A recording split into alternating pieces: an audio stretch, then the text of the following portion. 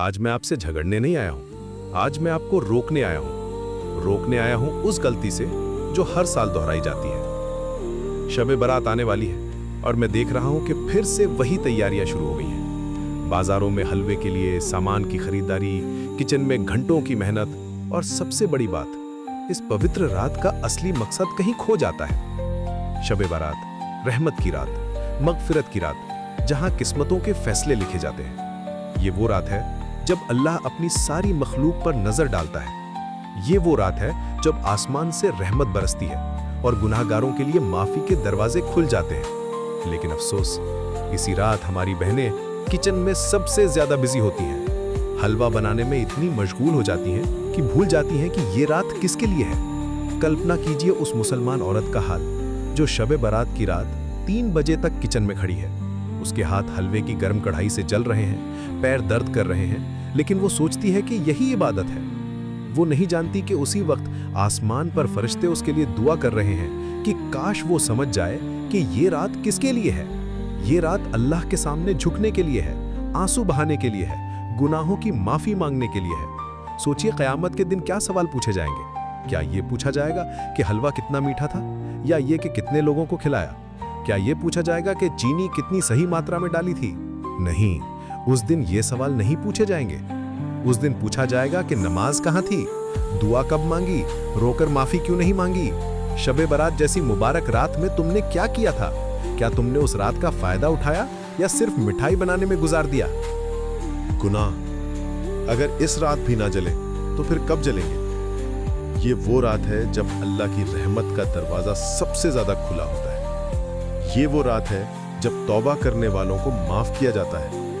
ये वो रात है जब पूरे साल की गलतियों का हिसाब साफ हो सकता है। लेकिन हम क्या कर रहे हैं? हम चीनी घोल रहे हैं, दूध उबाल रहे हैं और अपनी रूह की सफाई भूल जा रहे हैं। मैंने देखा है कि कैसे घर की औरतें शब बारात से 1 हफ्ता पहले से ही प्लानिंग करने लगती हैं। कौन सा हलवा बनाना है, कितना बनाना है, किसको देना है। लेकिन ये प्लानिंग नहीं करती कि उस रात कितनी देर नमाज पढ़नी है, कौन सी दुआएं मांगनी है, किन गुनाहों की तौबा करनी है। यही तो दुख की बात है।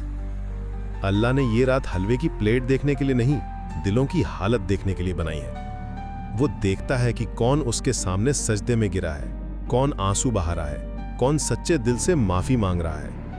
वो देखता है कि कौन अपनी गलतियों का एहसास करके उससे वापस जुड़ना चाहता है। ये सिर्फ औरतों की जिम्मेदारी नहीं है, ये मर्दों की भी उतनी ही जिम्मेदारी है। लेकिन अफसोस ये है कि हमारी बहनें इस रात को सिर्फ खाना बनाने की राह समझ बैठी हैं। अगर शब बारात में आपकी आंख से आंसू नहीं निकला तो समझ लो हलवा चाहे कितना भी मीठा हो, रूह अभी भी कड़वी है। असली मिठास तो तब आती है जब दिल साफ हो जाता है, जब गुनाह धुल जाते हैं, जब अल्लाह की रजा मिल जाती है।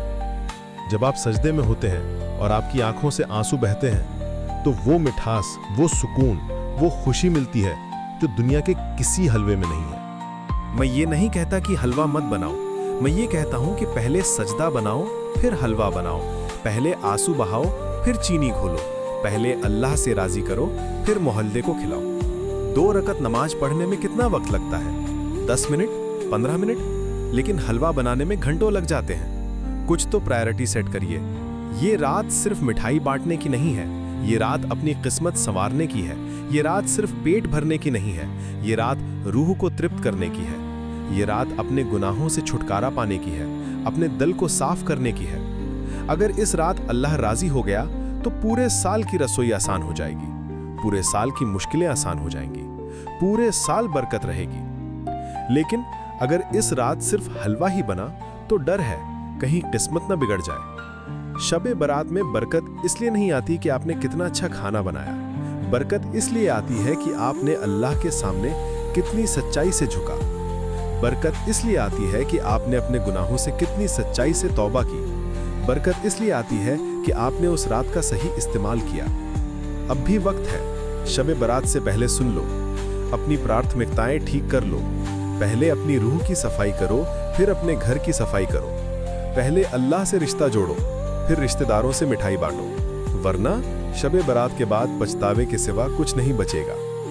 और ये पछतावा बहुत भारी होता है। ये रात हर मुसलमान मर्द और औरत के लिए बराबर अहम है। इस रात का फायदा उठाना हर किसी की जिम्मेदारी है। तो आइए इस बार शब बारात को सही तरह से मनाएं।